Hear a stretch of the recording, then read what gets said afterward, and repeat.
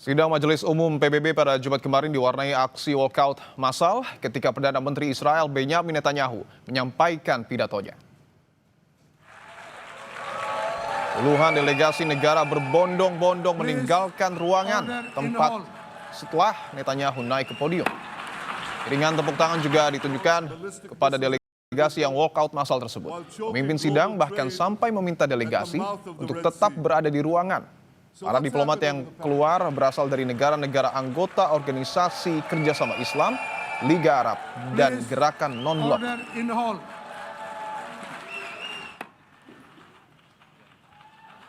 Sementara itu, Perdana Menteri Israel Benyamin Netanyahu sempat terdiam melihat aksi walkout itu. Netanyahu berdiri di hadapan kursi yang nyaris kosong. Hanya perwakilan dari beberapa negara seperti Amerika Serikat dan Inggris yang tercatat tetap berada di ruangan. Aksi walkout massal itu terjadi di tengah-tengah pembahasan intensif PBB mengenai langkah mengakhiri perang di Gaza yang hampir memasuki tahun kedua.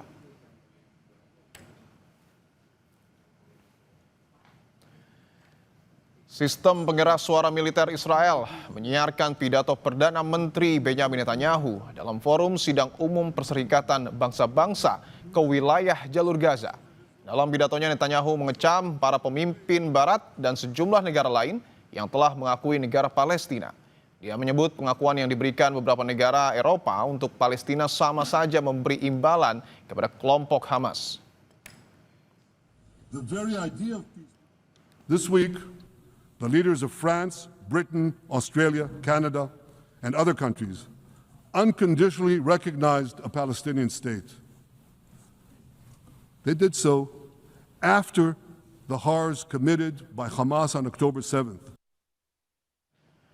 Mayoritas delegasi walkout saat Perdana Menteri Israel Benyamin Netanyahu pidato di sidang Majelis Umum PBB, sementara Netanyahu menegaskan penolakannya terhadap pembentukan negara Palestina, seraya menyindir keras para pemimpin dunia yang baru-baru ini memberikan pengakuan kepada Palestina.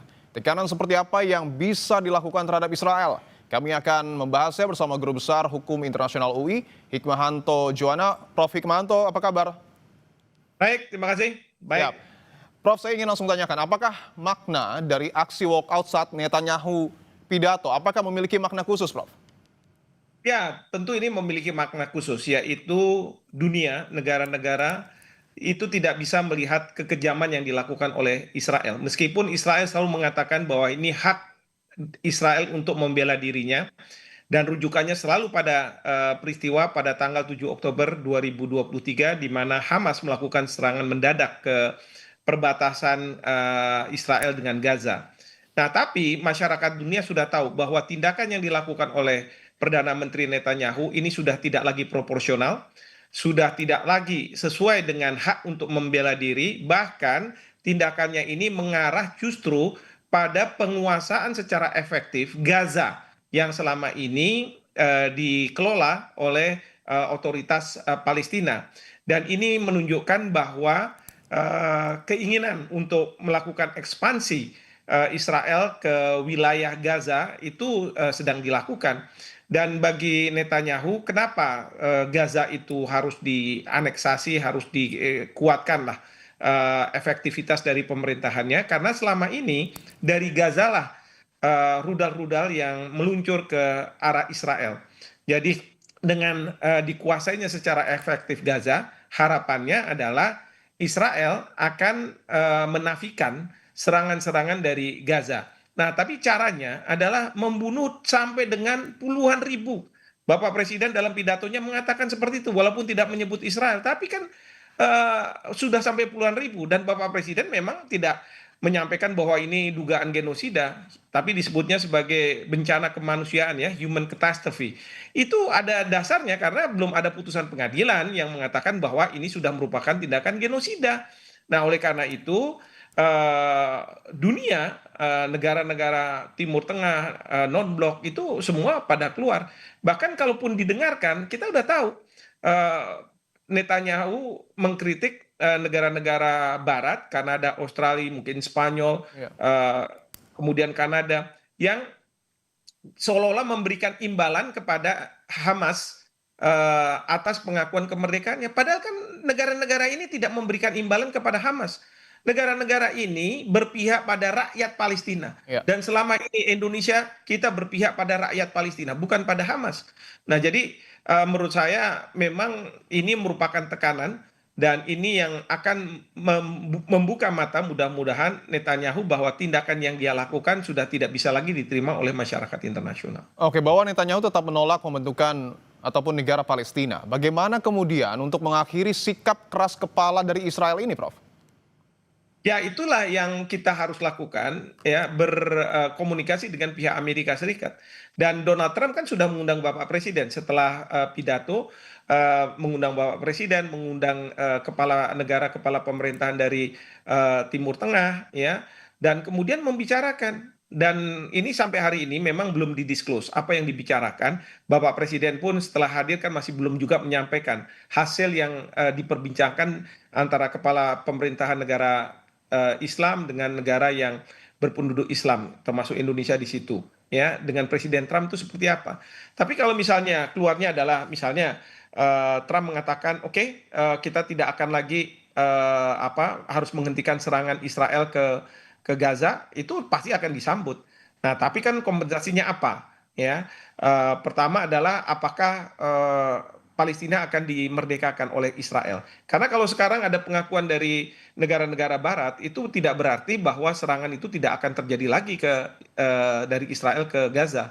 Contohkan aja kita sudah dapat pengakuan nih setelah proklamasi kemerdekaan. Kita sudah dapat pengakuan dari Mesir dan lain sebagainya. Apakah Belanda kemudian menghentikan serangan ke kita? Enggak. Baru tahun 47 ketika Belanda menyerahkan kedaulatan kepada kita, barulah kemudian serangan-serangan itu sudah tidak ada lagi. Nah, demikian juga dengan Israel. Jadi kalau misalnya negara-negara 157 negara sudah mengakui, ya kalau dia masih di sana ya dia bisa melakukan serangan. Nah, ini yang harus dibicarakan. Yang ketiga adalah Israel itu kenapa dia mau menguasai Gaza? Kenapa dia nggak mau memerdekakan Palestina? Karena dia selalu khawatir bahwa dari Gaza akan ada serangan-serangan. Tidak sebagai negara aja kita dapat serangan, apalagi sebagai negara. Nah, oleh karena itu, di sini Bapak Presiden sudah dalam pidatonya mengatakan bahwa yang menjamin adalah masyarakat internasional. Dan kalau nanti PBB akan memandatkan, menurunkan peacekeeping operation untuk memastikan bahwa tidak ada lagi serangan, Indonesia bersedia untuk menurunkan 20.000 atau lebih orang, ya, prajurit kita untuk ada di sana seperti itu. Bagaimana teknis yang sebenarnya harus dilakukan oleh negara-negara untuk memastikan bahwa tidak ada lagi serangan dari Israel ke Palestina? Meskipun bahwa sudah ada 157 negara yang mendukung Palestina, termasuk juga hampir seluruh anggota Dewan Keamanan PBB, Prof. Hikmahanto. Ya, ini untuk memastikan, pertama harus ada gencatan senjata yang disetujui oleh pihak Israel dan kemudian juga oleh pihak Hamas Palestina dan dalamnya juga tentu Hamas. Ya, itu harus ada persetujuan seperti itu. Yang kedua adalah PBB akan menurunkan peacekeeping operation ada di sana untuk memastikan bahwa tidak ada yang melakukan serangan-serangan satu ke yang lainnya. Kalau kemarin sempat katanya ada gencatan senjata yang dilakukan oleh Presiden Trump antara Israel dengan Hamas.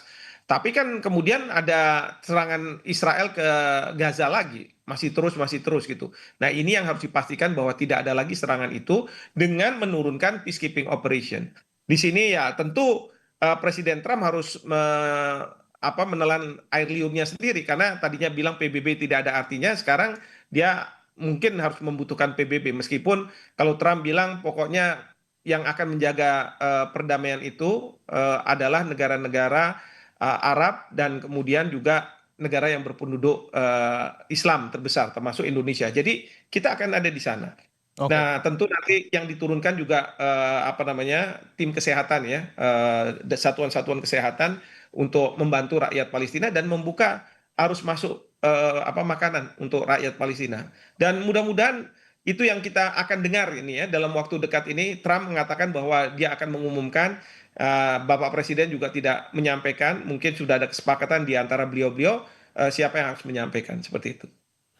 Oke, saya ingin tegaskan lagi bagaimana terkait dengan statement dari Pak Prabowo Subianto yang meyakini bahwa akan ada terobosan dan bagaimana sebenarnya yang harus dilakukan oleh negara-negara agar Gaza juga tidak menyerang Israel dan Israel juga tidak menyerang kepada Palestina dan mengakui Palestina, Prof. Hikmahanto. Ya, yang pasti adalah mungkin ada pembagian tugas gitu ya. Harus ada yang bicara dengan pihak Hamas bahwa jangan kemudian mereka melakukan serangan, mereka harus membebaskan sandera, eh, dan kemudian harus ada yang bicara dengan pihak Israel. Nah, yang pasti kita tidak mungkin bicara dengan pihak Israel, tapi kita bisa bicara dengan pihak Hamas dan kita bisa bicara dengan pihak Iran karena selama ini mungkin Iran yang membantu Hamas dalam melakukan serangan-serangan itu untuk kepentingan yang lebih besar, yaitu rakyat Palestina harus diselamatkan. Nah, itu yang penting dulu. Nah, kemudian yang kedua, tentu tadi penjagaan perdamaian ini oleh peacekeeping operation. Dan Indonesia tidak akan mengirimkan pasukan kita kalau tidak ada mandat dari Perserikatan Bangsa-Bangsa. Seperti itu. Oke, bahwa Amerika kita tahu adalah sekutu dari Israel dan Dewan Keamanan PBB anggotanya hampir mayoritas, bahkan Inggris terakhir juga sudah mendukung Palestina. Untuk kemudian mendukung Palestina, apakah kemudian penggunaan hak veto ini bisa menjadi dalam tanda kutip solusi, Prof. Hikmahanto, untuk kemudian memerdekakan Palestina? Karena Amerika doang yang belum ya? Iya. Nah, ini ya selama ini Amerika selalu berada di belakang Israel dan Netanyahu makanya berani bertindak secara arogan, secara kejam gitu ya menurut ukuran masyarakat internasional karena dia merasa bahwa saya selalu di backup oleh Amerika Serikat dan Amerika Serikat masih percaya bahwa yang dilakukan oleh Netanyahu ini adalah hak dia untuk membela dirinya karena diserang oleh pihak Hamas. Nah, jadi kalau nanti Amerika Serikat sudah bergeser, nah sekarang ini kelihatannya Trump sudah juga bergeser posisinya dan kemudian tidak lagi mendukung 100% tindakan dari Netanyahu, bahkan sebaliknya dia minta kepada Netanyahu untuk menghentikan serangan, maka hak veto itu tidak akan keluar kalau misalnya ada resolusi yang akan memandatkan pasukan perdamaian PBB di antara Gaza dengan perbatasan Israel. Nah, yang kedua adalah tentu kalau misalnya nanti sebagai negara, ini kan ada di Majelis Umum PBB. Nah, ini harus ke Dewan Keamanan.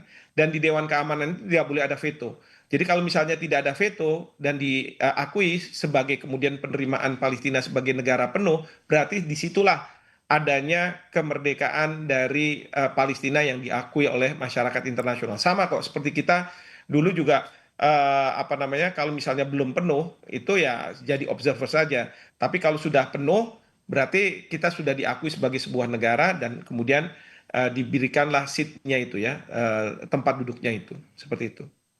Artinya ini masih jauh untuk kemudian mewujudkan Palestina sebagai sebuah negara, Prof. Kalau menurut saya ya perhitungan saya tidak terlalu jauh. Ya, Oke. memang yang perlu dihentikan adalah serangan Israel ke Gaza itu harus dihentikan terlebih dahulu.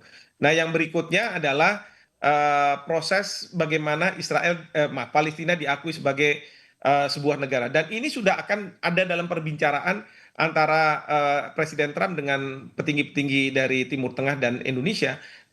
Oleh karena itu Bapak Presiden bilang terobosan. Ya, saya nggak bisa lain menduga terobosan itu adalah ya ada pengakuan itu. Tapi dengan catatan masyarakat internasional harus menjamin bahwa tidak akan ada serangan dari Palestina ke Israel kalau nantinya Palestina menjadi merdeka. Dan sekarang yang saya dengar Presiden Abbas juga sudah mengatakan bahwa kalau nanti ada perdamaian itu ada negara negara Palestina, maka tidak ada Hamas di situ. Karena dia juga perlu menjamin bahwa Hamas tidak ikut ada di situ gitu.